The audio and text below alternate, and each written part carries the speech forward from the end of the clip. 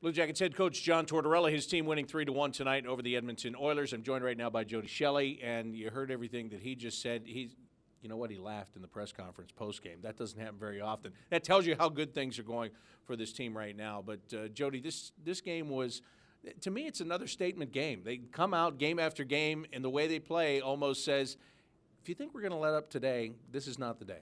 Yeah, you know what? And he should be laughing. He should be proud.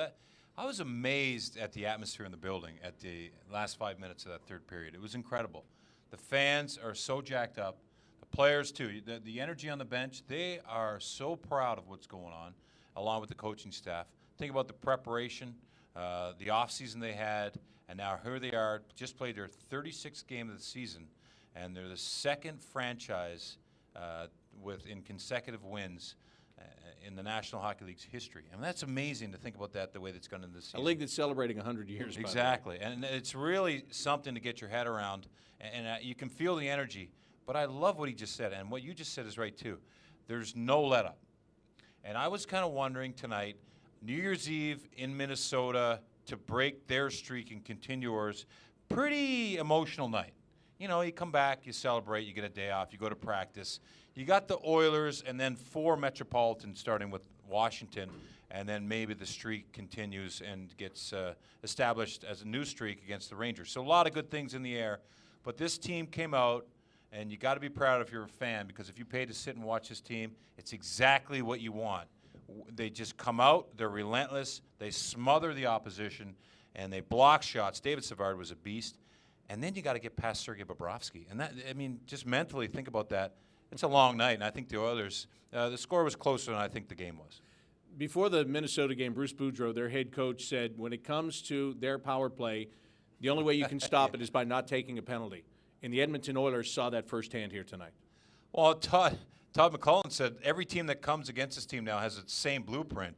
It's who executes that and stays out of the box.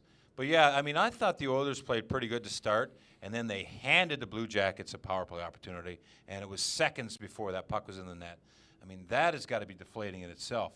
And you know, again, the Blue Jackets just stayed with it. There's patience on that power play, too. There was over a minute for that first unit. They were exhausted, but they knew they had an opportunity. One more play by Werenski at the blue line, and that thing just developed. And pretty rewarding for that unit and the team. Last thing I want to ask you about is John Tortorella was just talking about his fourth line, and he's learned a lesson to play his fourth line more. The fourth line has changed. I mean, no offense to you, but when you were on the fourth line, you were no Sam Gagner, okay? No, yeah. No, not okay. even close. You might have thought you were, but but anyway, my question to you is the development of Lucas Sedlak. How much has that helped that line? Because, you know, if 2 of those 3 guys are good veteran players like Hartnell and Gagner, you feel okay putting them out there. But a rookie centerman, maybe you hold him back a little bit. Has he earned more ice time, and has that helped the whole group? Yeah, absolutely. And I think that's a big position with John Tortorella.